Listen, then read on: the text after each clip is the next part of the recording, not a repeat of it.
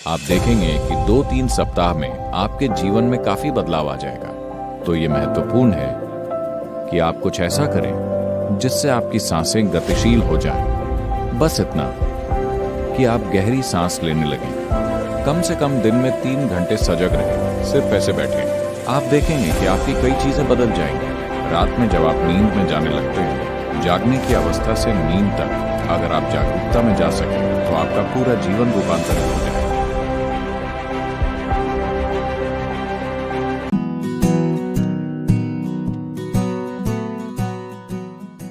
हालांकि 5 तत्वों से बने आपके शरीर में वायु सिर्फ 6% है, पर यह सबसे गतिशील तत्व है,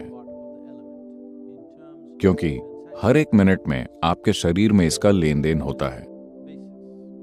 तो आप कैसी हवा में सांस लेते हैं, ये निश्चित रूप से महत्वपूर्ण है और ये सब जानते हैं, मगर आप कैसे और कितनी चेतना में सांस लेते हैं, ये भी उतना ही महत्वपूर्ण है। खासकर अगर आप किसी बड़े शहर में रहते हैं, तो जिस किस्म की हवा में आप सांस लेते हैं वो शायद आपके हाथ में ना हो। तो अच्छा होगा कि कम से कम कुछ मिनट पार्क में, झील या नदी के किनारे या जो भी आपके लिए उपलब्ध हो वहां टहलें। खासकर अगर आपके बच्चे हैं तो ये जरूरी है कि आप कम से कम महीने में एक बार उन्हें शहर से बाहर ले जाएं। शहर से इतना दूर जहां प्रकृति थोड़ी शुद्ध स्थिति में हो, जहां वो किसी छोटी पहाड़ी पर चढ़ सकें या किसी जंगल में टहल सकें, नदी में तैर सकें, जहां वो प्रकृति के संपर्क में रह सकें और कुछ ऐसा करें कि सांस गतिशील स्थिति में हो। ये सिर्फ एरोबिक कसरत के लिए नहीं है, क्योंकि शरीर में बाहर की हवा का लगातार आदान प्रदान हो रहा है। तो शरीर की बुद्धिमानी इसका ख्याल रखती है। जब वो महसूस करती है कि हवा शुद्ध और जीवंत है, तो शरीर अलग तरीके से सांस लेता है। आप ये देख सकते हैं, और सिस्टम के अंदर लेन देन और शुद्धिकरण होगा, क्योंकि सांसों में हवा का लेन देन सिर्फ 1 से 2% होता है। बाकी सांस कई अन्य रूपों में घटित होती है।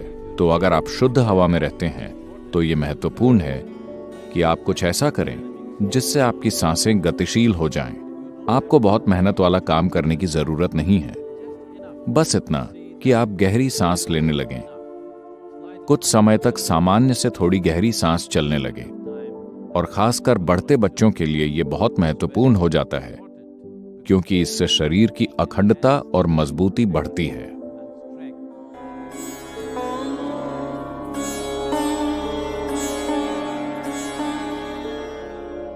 आप सिर्फ अपने मन में, अपने शरीर में, अपनी भावनाओं में या अपनी ऊर्जाओं में योग कर सकते हैं, या बस अपने बैठने और खड़े होने के तरीके से आप योग कर सकते हैं। अपने दफ्तर में जब आप बैठें तो एक निश्चित तरीके से बैठें। देखिए, आप में से ज्यादातर लोग ऐसे बैठे हुए हैं, ठीक है? आपको समझना चाहिए कि विकास की प्रक्रिया में जो बुनियादी बदलाव हुए, विकास क्रम में यह महत्वपूर्ण चरण आए।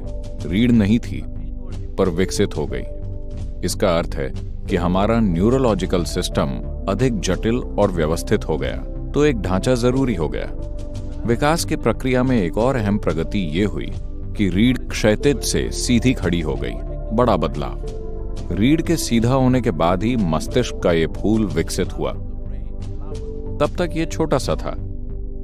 तो आपकी बुद्धिमानी के मुख्य कारण है वो न्यूरोलॉजिकल विकास जो आपकी रीढ़ के अंदर हुआ, और रीढ़ की सीधी प्रकृति। आप सिर्फ इतना योग करें, जहां भी आप बैठें, चेतनता में अपनी रीढ़ सीधी रखकर बैठें। अगर आपके कंधे दुखते हैं क्योंकि वो मजबूत नहीं है, तो उन्हें सहारा दें। बस जब भी संभव हो इस तरह बैठें।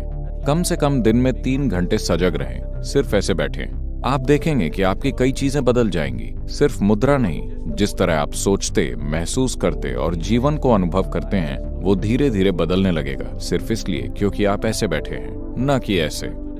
लेकिन आज आपके सारे फर्नीचर का डिजाइन अमेरिका से आता है, जिस पर बैठकर आप कुशन में घुस जाते हैं।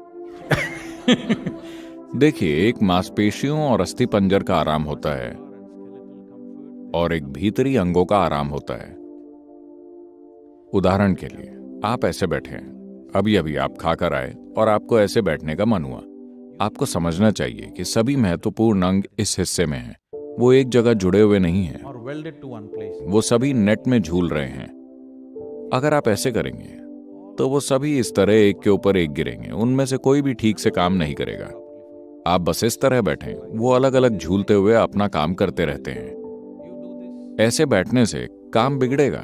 तो खासकर भोजन के बाद आप इस तरह लेटते हैं तो सब कुछ भीतरी अंगों पर बहुत भार पड़ेगा और वो ठीक से काम नहीं करेंगे। तो योग हमेशा अंगों के आराम पर ध्यान देता है, क्योंकि आपकी बुनियादी सेहत, आप कितना लंबा जीते हैं और आपका सिस्टम कैसे काम करता है, ये इन अंगों के स्त्रावों और काम पर निर्भर है। इसीलिए अपनी रीढ़ को सीधा रखिए, अपने दफ्तर में ऐसे बैठिए। आप देखेंगे कि 2-3 सप्ताह में आपके जीवन में काफी बदलाव आ जाएगा। इतना योग तो आप कर सकते हैं।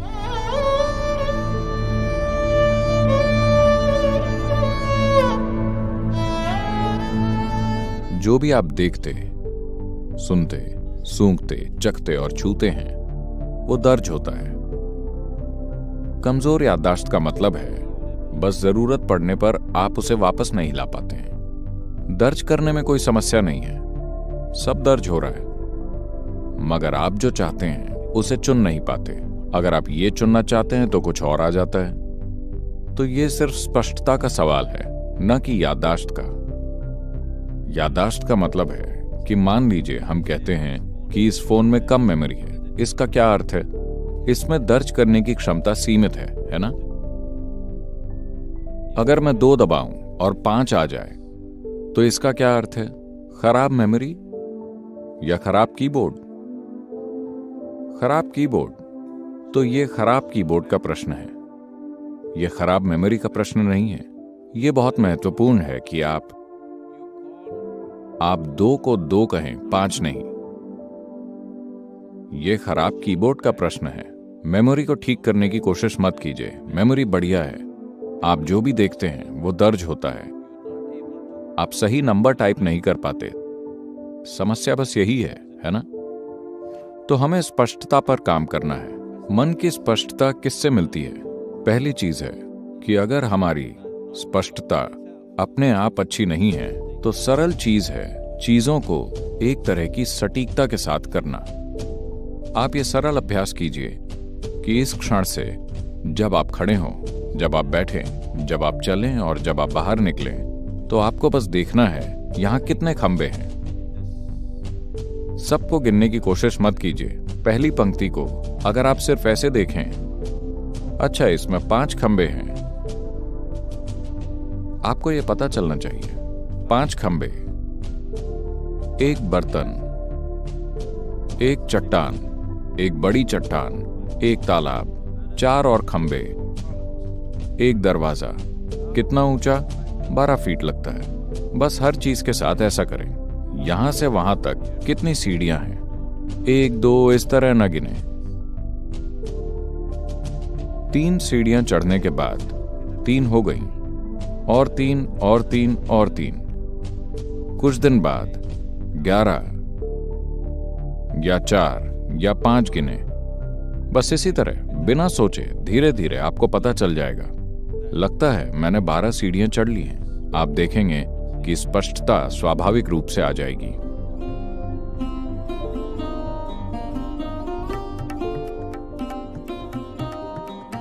जो आपके शरीर को छूता है और जो आपके शरीर को नहीं छूता, उसका सिस्टम पर कई तरह से असर पड़ता है।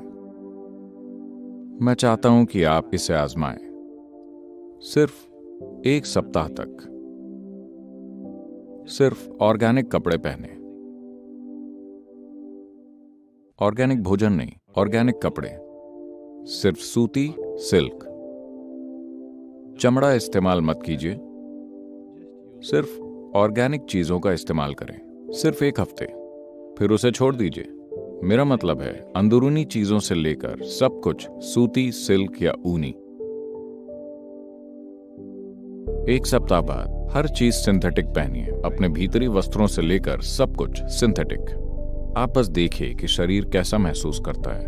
आप देखेंगे कि शरीर जैसा महसूस करता है, आपका शरीर आराम और सहजता के जिस स्तर पर है, उसमें आप एक बड़ा अंतर देखेंगे, क्योंकि जो चीज शरीर से लिपटी है उसका एक पहलू है। एक और चीज है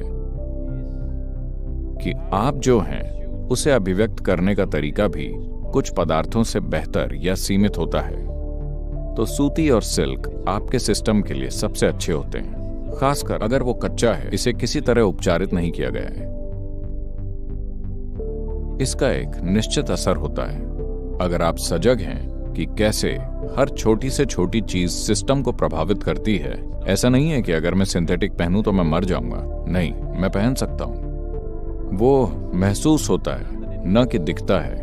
वो मुझे गरिमाहीन महसूस होता है क्योंकि उसका एक तरह का असर होता है। मैं ध्यान भी कर सकता हूं, मैं वही व्यक्ति रहूंगा अगर मैं ऊपर से नीचे तक सिंथेटिक पहनूं। मैं तब भी वही रहूंगा, मगर थोड़ी मेहनत करनी होगी, थोड़ी कोशिश करनी होगी। अब ये काफी सहजता से होता है, आपको करके देखना चाहिए। You should try.